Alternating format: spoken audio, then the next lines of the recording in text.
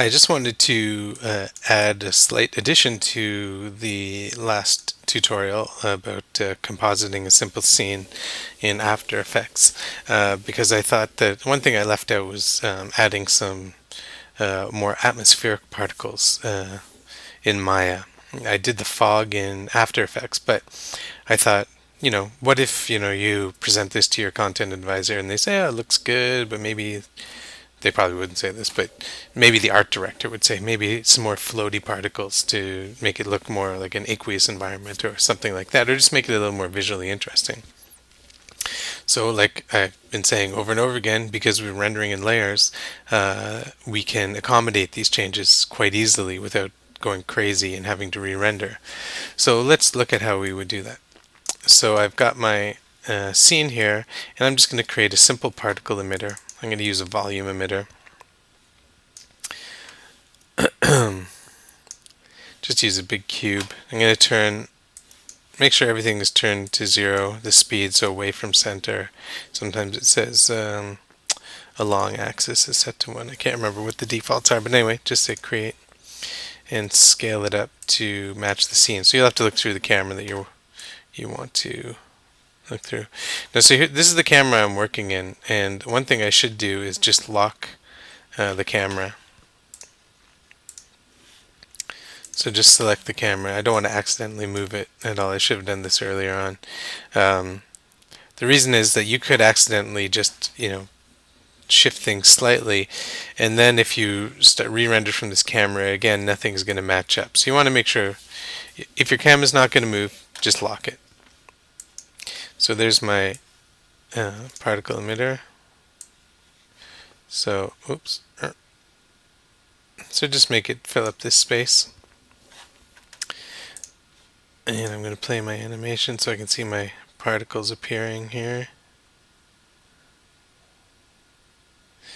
They're actually appearing inside my neurons too, but I'm not going to really worry too much about it. Let's select my emitter and just turn up the rate just to fill up the space a little more. Okay, so let's say that's enough. That looks like enough. I'm going to open up the attribute editor, go to the particle shape. And I could just use points here, and because they have to just be vague, I'm not going to worry about their shape or anything. If I can turn up their size, but I think I'm going to change it to multipoints. So what that does is turn current render type, turn down the point size. So it makes little bunches of points. So each particle, looks like there's a lot more particles on, but there's actually the same number of particles, but each one looks like a little group of particles now. So if I turn this down to 1, the multi-count, it looks just like it did before, but now I can make little groups of particles, and I can make them bunch up a little bit more. It's bunched up too much. That's maybe too many particles, so I'm just going to play this again, get to a good number. Even that's too much. Just something like that. So I can just say select the particles now and go to particles, solver's initial state, set for selected, and now I can even just delete my emitter. So I've got these particles and I can select them, and now if I play my animation, nothing happens. They're just sitting there. So with my particles selected, I can just go to fields and put turbulence on them just to get them moving a little bit. I don't want this to be a cube. Attenuation of the turbulence is 0. I don't want it to fall off. Max distance is -1. That's infinity. Use max distance is turned off anyway. Magnitude is very low at 1, but if I play the animation, it's moving them like cuckoo bananas. So I want to turn that down. What I could do is just go in here and in the particle itself turn the conserve value down to something lower, so they will just be a little more stubborn, really. They don't want to move as much. So they'll just move very slightly like this. So that's 200 frames. So, we're getting close to almost 8 seconds there, and they've just only moved a tiny bit. Maybe I even turn that down a little more. So they're just moving very slightly. So that looks good. I just want them to move a tiny bit. This may be even way too many particles, but I'll just do this for now. So now I want to make a render layer with all these things on it. So with the particles, this object, go to, I'm in render layers. I am in, oh, I've already made one. So put all these things onto a render layer. And now we are going to render, not using the typical Maya hardware or the Maya renderers of the software render or mental ray, although we could. We're just going to use the hardware render buffer, which is under Window, Rendering Editors, Hardware Render Buffer. Make sure we're looking through the right camera, and we have to set the render attributes here through this menu. And so we want to render 300 frames. We want it to be name.number.extension, and we'll call this floaties. Now this, the place that it renders this is not as clearly defined, but it should go into the right project folder, I think. We're rendering at, I think, 3/4 HD, so we can just change the settings here. So you can see the interface is totally different to HD 720. Alpha source, you can just say luminance or hardware alpha. What's important here is to make sure you have geometry mask turned on. And if your render, say you're rendering full HD, 1920 by 1080, is that right? 1920, 1960, 1920, 1920 by 1080. But you're rendering on an old computer screen, which is not that big. The way that the hardware render buffer does this is actually just screen captures. So if you're rendering an image that's bigger than the resolution of your screen, you have to make sure you turn on full image resolution to capture all the information. I don't have to do that because I've got a big screen, which is actually bigger than HD. So there. And you can do a little test render. Oh, the other thing I turned on was geometry mask. If I turn that off, you see it actually renders the geometry too. But if I turn it on, it takes the geometry out, and you can sort of see it here, but actually masks out the particles that are behind the geometry. So we need to do that in order to be able to composite these particles into After Effects. The other thing we want to do here is go to Multipass Render Options, turn that on. You see it just gives you nicer looking particles. So where they're all bunched up, it looks a little denser. Where they're a little more spread out, they kind of fade off. And here you can see the edge of that geometry mask. I think this is way too many particles, but let's just do it anyway. You can turn up your multipass rendering to some insane number to get slightly different results. It really just blurs them a little more, but it takes longer to render. So let's go to 9. That looks good. We're going to blur them in After Effects anyway, but by doing it here, multipass rendering does blurring in Maya. So you can see, for example, on this edge here, can I get in close here? How do I do this on the Mac? It's hard to see, but you can see that even though the particles are blurred, they keep a nice sharp edge along the mask. If I just blur them in After Effects, it will blur them over this edge, so it doesn't work as well. So that's another reason to use the multipass rendering. You can also turn on edge smoothing and motion blur to give you sort of the same effect, but this is good enough for now. So then you want to go into scale buffer, make sure it's turned to 100, which it's not letting me. Maybe I do have to turn on full image resolution. Why are you not letting me?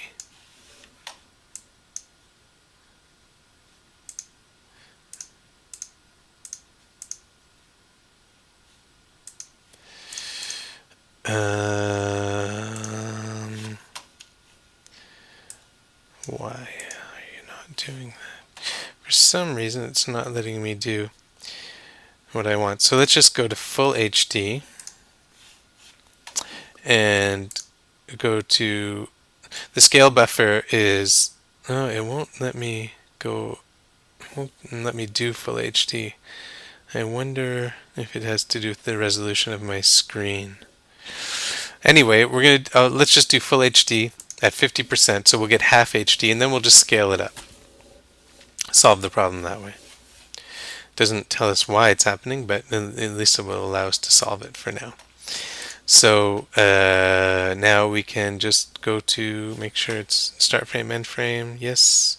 IFF, yes, yes. Default light doesn't matter. Texturing, yes, yes, yes, yes. Okay, render sequence.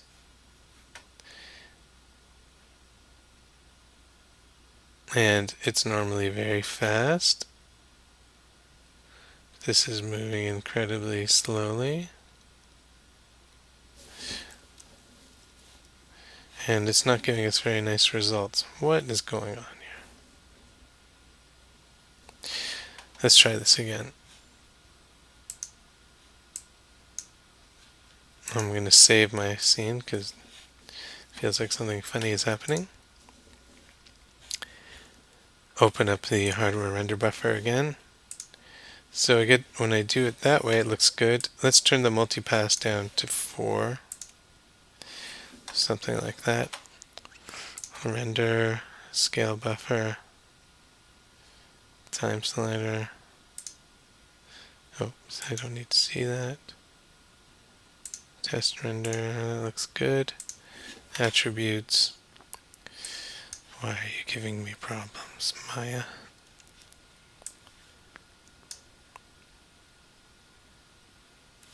If hardware render does not stay on screen.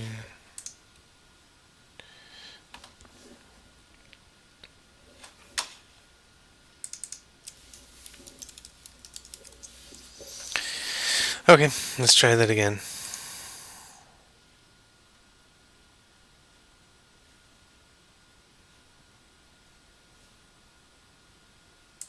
Render sequence. Okay, it's finished. So now normally you can go and look at the Flipbook here. It should launch. Yeah, it should launch FCheck, but it doesn't seem to work in Maya anymore. So if you want to see these, you can launch FCheck yourself and go find them. Although I have to be honest, I'm not really sure where it saved these files. So I am just going to take a peek with FCheck. They should be in my project because I did set my project beforehand, I think. Oh, you Maya. Let's see if it put it in the right spot by some miracle. Oh, it did. So I'm just going to open them in FCheck. Oh, see, it does give me good results. It was just that preview on screen was no good. So anyway, you can see we're getting here some nice... it looks like it's doing it at full HD. What is going on here? Anyway, let's just take these into Maya After Effects. Okay, so here we are back in After Effects. Sensitive mouse wheel, and I just want to import that sequence of files that I just created. And because I set my project, I know where everything is, roughly speaking. Floaties, open. I just do gas. Oh, it's going to straight. So bring that in. I want to go not into my shaky camera, but into my original comp here. And then I just want to drag in my floaties. So I want to put this under my depth channels, and it can be on top of my AO. So it's kind of super blurred out right now. In fact, I'm not going to put it underneath my my depth channels, just because what's going to happen is when they go over top of these neurons, they're going to be not blurred because it's using that depth map, and they're not included in the depth map. So I'm just going to put them on top of everything and just blur them out myself. They should be really vague anyway. So now they're coming through as dark spots. So I'm going to use my old hue saturation to colorize them and make them kind of white looking. And maybe,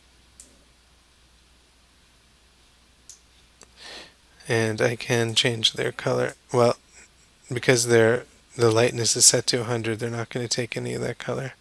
So I can give them a slight color and turn them down, but I'm still going to blur them out anyway.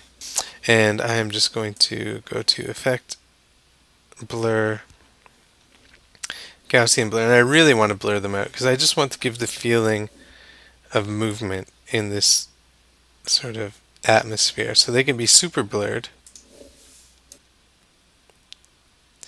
So they're just moving very slightly. Just gives a slight feeling of atmosphere again. Anyway, so you can see that you can easily add more elements to add some more visual complexity. Well, obviously not easily. There's some strange workarounds. You can also render particles like this out with mental ray if the hardware render buffer is giving you problems. However, there's one extra thing you'd have to do. So if I just go into my window and render this with mental ray, it will work.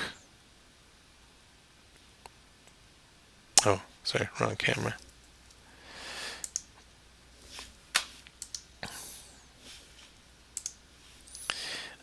It will work. There are no lights on this render layer. The reason that these are showing up at all is because I've got the ambient turned up a little bit. But you can see that they're all actually there. Now my particles are actually seem to be rendering as black. So if I select my particles and go into here and add a per object attribute for the color of the particles, I can go in here and change this all to 1, 1, 1, and they should render in white. This is just my alpha channel here, so they look white, but if I go into the color channel, maybe it's because there's no light in the scene.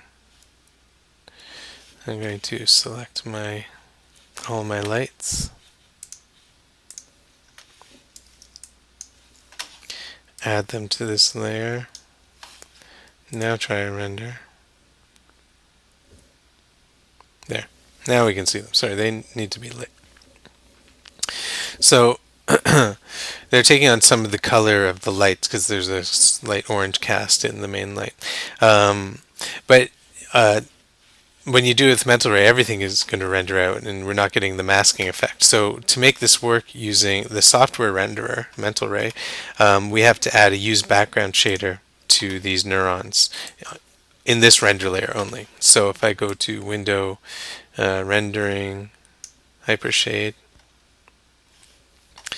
and go to create a use background, and I'll call this something like, I'll call it geometry mask. So I just want to turn all these values to 0. Reflectivity, reflection limit, shadow mask especially, I want to make sure that's turned down. And in this render layer, so make sure you've got this render layer selected, you want to select these two objects and apply this material to selection. Now when I do a render,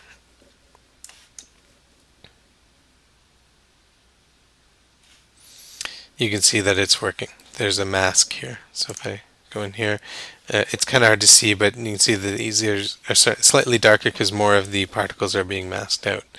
And I would just go in and render this out as a sequence of images and then composite it into After Effects just the same way I did before. Okay, so I hope that helps despite the confusion, but it's a pretty quick way to add a little more visual complexity to your scene. Okay, thanks.